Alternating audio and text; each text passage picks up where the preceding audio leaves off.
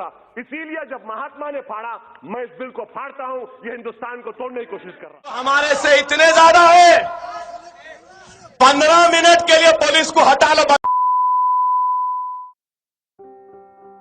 अस्सलाम वालेकुम, नमस्कार दोस्तों। आज हम बात करेंगे एक ऐसी पॉलिटिकल पार्टी की जो एक स्पेसिफिक कम्युनिटी के मुद्दों पर फोकस करती है, लेकिन पॉलिटिक्स में इसका इम्पैक्ट काफ़ी बड़ा है। हम बात कर रहे हैं ऑल इंडिया मजलिस इत्तेहादुल मुस्लिमीन यानी AIMIM की।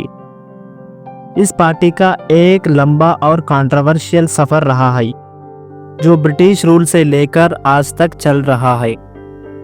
तो चलिए शुरू से जानते हैं AIMIM की पूरी कहानी। AIMIM की शुरुआत 1927 में हैदराबाद में हुई थी। इस वक्त इंडिया पर ब्रिटिश रूल था और हैदराबाद एक इंडिपेंडेंट प्रिंसली स्टेट था। पार्टी का मेन ऑब्जेक्टिव हैदराबाद के मुस्लिम्स के पॉलिटिक्स और सोशल राइट्स को प्रोटेक्ट करना था। AIMIM के पहले प्रेसिडेंट थे नवाब महमूद नवाज खान, लेकिन असली लीडरशिप आई बहादुर यार जंग के हाथों में।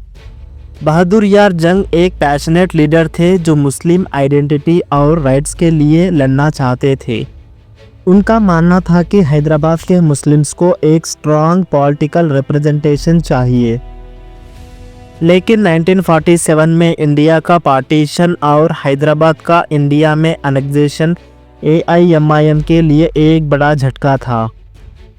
1948 में ऑपरेशन पोले के बाद AIMIM को बैन कर दिया गया और उसके लीडर्स को अरेस्ट कर दिया गया।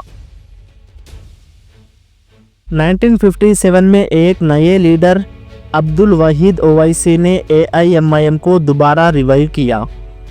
उन्होंने पार्टी का एजेंडा रिलीजियस आइडेंटिटी से हटाकर पॉलिटिकल और सोशल जस्टिस पर फोकस किया। वहीद ओवैसी ने हैदराबाद के मुस्लिम्स के एजुकेशन, एम्प्लॉयमेंट और पॉलिटिकल रिप्रेजेंटेशन पर फोकस किया।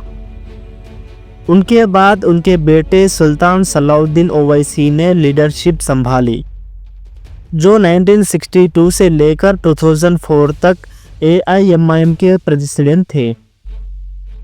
उन्हें हैदराबाद का शेर भी कहा जाता था, क्योंकि उन्होंने अपने लीडरशिप में पार्टी को काफ़ी स्ट्रांग बनाया। 2004 में असदुद्दीन ओवैसी ने AIMIM की लीडरशिप संभाली। उनके आने के बाद पार्टी सिर्फ हैदराबाद तक सीमित नहीं रही, बल्कि नेशनल लेवल पर भी एक्सपैंड होने लगी।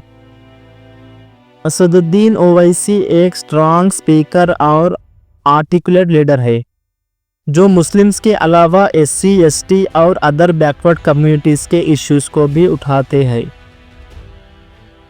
उन्होंने महाराष्ट्र, बिहार, उत्तर प्रदेश और कर्नाटक जैसे स्टेट्स में इलेक्शंस लड़ना शुरू किया। AIMIM का इम्पैक्ट कुछ जगह स्ट्रांग रहा, जैसे महाराष्ट्र में AIMIM ने 2014 में 2 MLA सीट जीतकर एंटर किया। बिहार में भी 2020 के असेंबली इलेक्शंस में AIMIM ने 5 सीट जीती थी। ये दिखाता है कि AIMIM सिर्फ हैदराबाद की पार्टी नहीं रही, बल्कि नेशनल वाइड मुस्लिम रिप्रेजेंटेशन के लिए एक अल्टरनेटिव बन रही है। AIMIM कंट्रोवर्सी से भी दूर नहीं रही है। असदुद्दीन ओवैसी और उनके भाई अकबरुद्दीन ओवैसी के स्पीचेस कई बार कंट्रोवर्सी में आ चुके हैं। अकबरुद्दीन ओवैसी के 15 मिनट वाला स्पीच पर काफ़ी कंट्रोवर्सी हुई थी। कुछ लोग AIMIM को एक डिविसिव पॉलिटिक्स करने वाली पार्टी मानते हैं, जो सिर्फ एक कम्युनिटी के लिए काम करती है। बीजेपी और कांग्रेस दोनों ने AIMIM को वोट कटिंग पार्टी कहा है, जो सेक्युलर वोट्स को डिवाइड करती है। साथ ही AIMIM के एक बड़ा चैलेंज है कि सिर्फ एक कम्युनिटी के वोट्स पर रिलाई करने वाली पार्टी नेशनल पॉलिटिक्स में कितनी आगे बढ़ सकती है। AIMIM आज भी हैदराबाद में स्ट्रांग है और ग्रेजुअली दूसरे स्टेट्स में भी अपना इन्फ्लुएंस बढ़ा रही है।